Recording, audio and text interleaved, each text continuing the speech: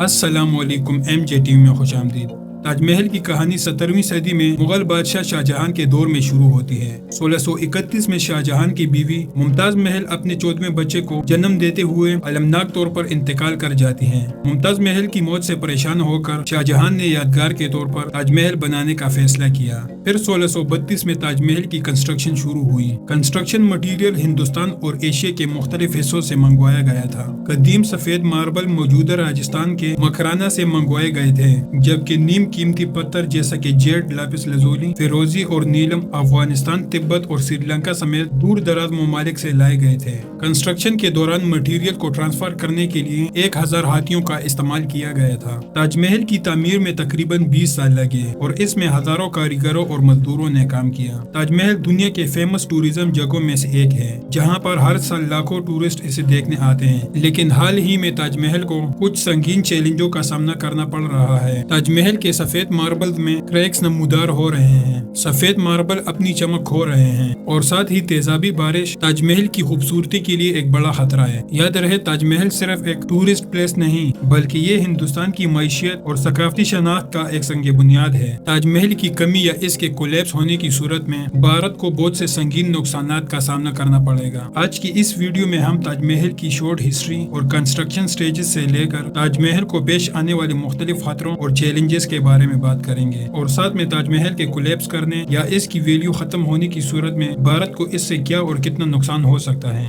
تو چلیے ویڈیو کو شروع کرتے ہیں۔ تاج محل یونیسکو کے عالمی ثقافتی ورثے کی جگہ کے طور پر کھڑا ہے، جو ہر سال لاکھوں سیاحوں کو اپنی طرف متوجہ کرتا ہے۔ تاج محل کو پیش آنے والے خطرات اور اس کے انڈیا پر اثرات جاننے سے پہلے ہم اس کی ہسٹری اور کنسٹرکشن سٹیجز کے بارے میں بات کرتے ہیں۔ تاج محل کی کہانی 17ویں صدی میں مغل بادشاہ شاہجہان کے دور میں شروع ہوتی ہے۔ 1631 میں شاہجہان کی بیوی ممتاز محل اپنے 14ویں بچے کو جنم دیتے ہوئے انتقال کر گئیں۔ ممتاز محل کی موت سے پریشان ہو کر شاہجہان نے یادگار کے طور پر تاج محل بنانے کا فیصلہ کیا۔ تاج محل عمارتوں اور باغات کا ایک وسیع کمپلیکس ہے، جو کہ 22.44 ہیکٹر یعنی 55.5 ایکڑ پر پھیلا ہوا ہے۔ تاج محل کی کنسٹرکشن آگرہ میں دریا جمنا کے جنوبی کنارے پر 1632 میں شروع ہوئی۔ اس جگہ کو آگرہ شہر میں 4 حویلیوں کے بدلے راجہ جے سنگھ سے خریدا گیا۔ تعمیراتی عمل سائٹ کی کھدائی اور بنیاد رکھنے کے ساتھ شروع ہوئی۔ فاؤنڈیشن کو کھوؤں اور لکڑیوں کے ووڈن لوگس کے پلیٹ فارم پر بنایا گیا تاکہ دلدلی زمین میں اسٹیبلٹی فراہم کیا جا سکے۔ تاج محل کا مرکزی ڈھانچہ اینٹوں اور موٹر کا استعمال کرتے ہوئے تعمیر کیا گیا، جو کہ سفید ماربل کی چادر سے کور ہوا تھا۔ سفید ماربل کے پیچیدہ نقش و نگار ہنرمند کاریگروں نے انجام دیا تھا، جن میں پھولوں کی شکلیں، جیومیٹریکل پیٹرن اور قرآن پاک کی خطواتی شامل تھی۔ جڑنے کا کام، جسے پیٹروڈورا کے نام سے جانا جاتا ہے، اس میں نیم قیمتی پتھر جیسا کہ لاپس لازولی، عقیق اور مرجان کا استعمال کیا گیا تھا، جو کہ بڑے ڈیزائن کے لیے احتیاط سے رکھے گئے تھے۔ تاج محل کے مٹیریل کو ایشیا کے مختلف حصوں سے منگوایا گیا۔ سفید ماربل راجستھان کے مکرانے میں راجہ جے سنگھ کے کانوں سے 250 میل کی دوری سے لایا گیا تھا۔ جیسپر کو پنجاب اور جیڈ اور کرسٹل چین سے حاصل کیے گئے تھے۔ فیروزی تبت اور لاپس لازولی کا تعلق افغانستان سے تھا، جبکہ نیلم سری لنکا اور کارنیلین عرب سے آیا تھا۔ مجموعی طور پر 28 قسم کے قیمتی اور نیم قیمتی پتھروں کو سفید سنگ مرمر میں ڈالے گئے تھے۔ تاج محل کا مرکزی ڈھانچہ، جس میں مقبرہ، ارد گرد کے باغات اور سنگ مرمر کے پیچیدہ نقش و نگار 1643 میں مکمل ہوئے۔ باقی سال زیبائش اور پیچیدہ تفصیلات کو شامل کرنے کے لیے تھے۔ تاج محل کی کنسٹرکشن 1653 میں مکمل ہوتی ہے، اور یہ مغل کاریگروں کی مہارت اور کاریگری کا ایک منہ بولتا ثبوت ہے۔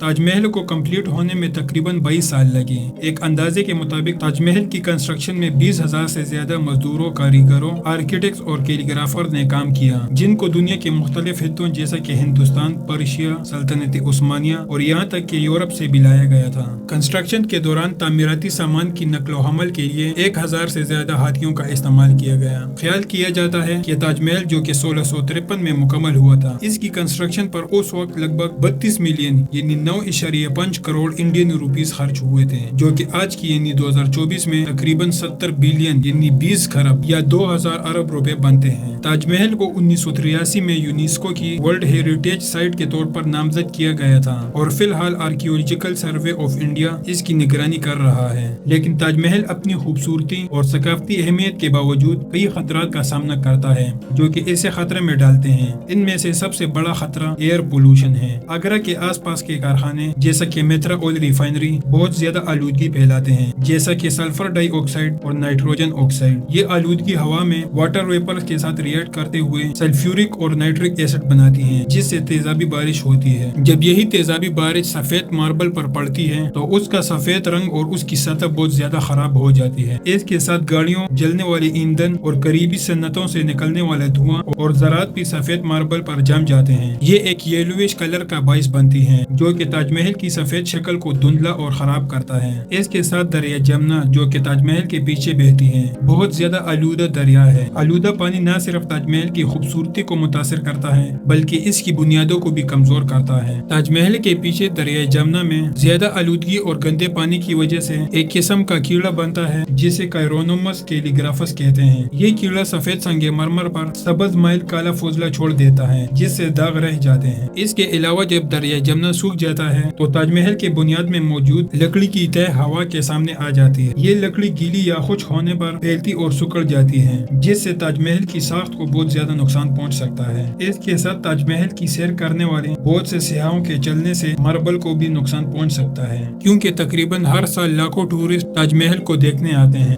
موسمیاتی تبدیلی جیسا کہ غیر متوقع موسم جیسے بھاری بارش، گرم درجہ حرارت اور نمی کی تبدیلیوں کے ساتھ چیزوں کو مزید خراب کر دیتی ہے۔ یہ تاج محل کے بگاڑ کو بہت تیز کر سکتا ہے اور اس کی ساخت پر مزید دباؤ ڈال سکتا ہے۔ اس کے علاوہ یہ تاج محل بہت زیادہ زلزلوں والے زون میں واقع ہے۔ اگرچہ اس نے صدیوں سے کئی زلزلوں کا مقابلہ کیا ہے، لیکن ایک بڑے زلزلے کا انکشاف اس کی مضبوطی کے لیے ایک سنگین خطرہ ہو سکتا ہے۔ ہندوستانی حکومت اور مختلف آرگنائزیشن نے تاج محل کو ان خطرات سے بچانے کے لیے کام کر رہے ہیں تاکہ یہ یقینی بنایا جا سکے کہ یہ خوبصورت عمارت محفوظ رہے اور لمبے عرصے تک قائم رہے۔ لیکن یاد رہے کہ تاج محل صرف ایک خوبصورت بلڈنگ نہیں بلکہ یہ ہندوستان کی بہترین اکانومی اور ثقافتی شناخت کا ایک سنگ بنیاد ہے۔ اگر تاج محل گر جاتا ہے یا اس کو کوئی نقصان پہنچ جاتا ہے تو ہندوستان کو بہت سے اہم چیلنجوں اور نقصانات کا سامنا کرنا پڑے گا۔ سب سے پہلے بڑا اقتصادی اثر پڑے گا۔ تاج محل ٹکٹوں کی فروخت کے ذریعے بہت زیادہ پیسہ کماتا ہے۔ اس بات کا اندازہ آپ اس سے لگائیں کہ صرف 2022 میں تاج محل نے ٹکٹوں کی فروخت میں تقریباً 132 کروڑ روپے کمائے۔ اس کے گرنے کا مطلب ایک مستقل نقصان ہوگا۔